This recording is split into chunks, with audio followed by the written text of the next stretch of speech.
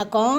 எப்போதும் போல் நாங்கள் இந்த வருஷமும் திருப்பதி பாத யாத்திரை போகிறவங்களுக்கு சாப்பாடு ரெடி பண்ணிக்கிட்டு இருக்கிறோம். பாருங்கள், இதோட 25 வருஷம் ஆகுது. நாங்கள் 25 வருஷமாக இந்த கைங்கரியம் செஞ்சுக்கிட்டு வர்றோம். நாங்களே எங்கள் மருமகள் எல்லோரும் சேர்ந்து நாங்களே சமைச்சு எல்லாருக்கும் அமுது பரிமாறணும்.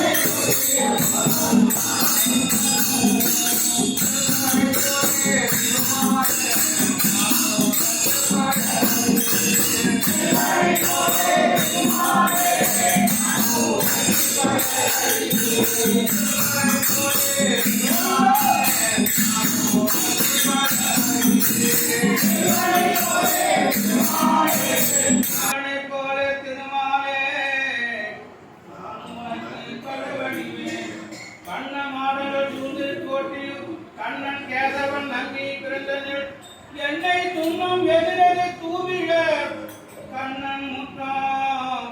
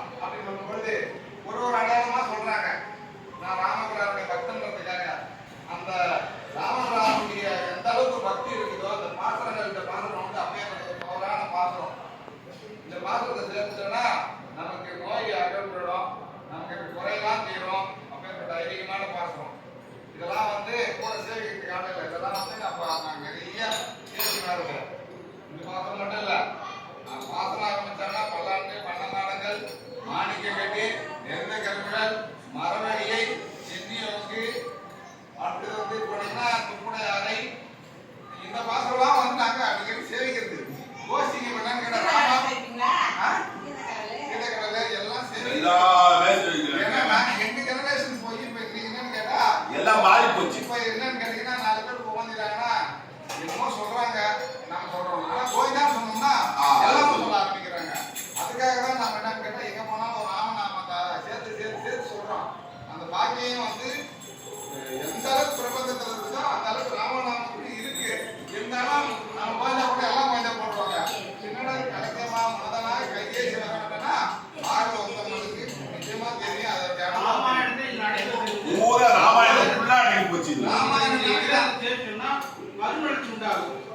ஒரு மரம் அப்படியே கொண்டு வரல ஆலமரம் பிடிச்சிருக்கு. இதெல்லாம் வந்து ஏனாதான நடக்கிறாங்க கிடையாது. அதெல்லாம் ராமாயணம் பெரியாழ்வாரே நமக்கெல்லாம் கூட்டிட்டு போன வரப்பிரசாதம் அது. இதெல்லாம் நான் கலக்கிய மாமனத்தால் கைகேசி வர வேண்டாம் சொன்னா ஆத்திரவை கொண்டேறி அனைத்துலகம் திருத்தோட வித்தகனே ராமாவே என்ன போய் அதான் சொல்றாங்கன்னா பிளாட்டி என்ன பண்ணுவாங்கன்னா வனவாசத்துல வந்து ஒற்றை ஒரு ஆடை அடத்தான் போனாங்க.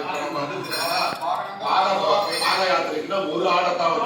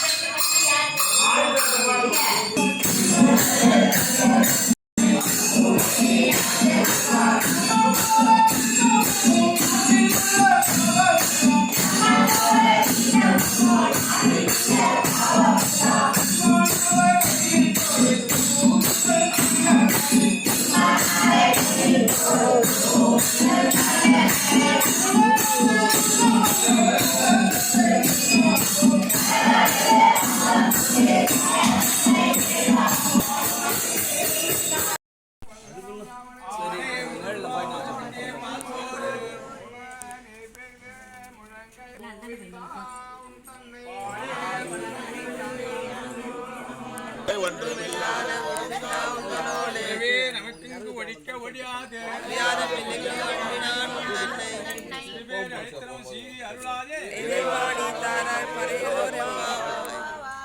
ஹரே ராம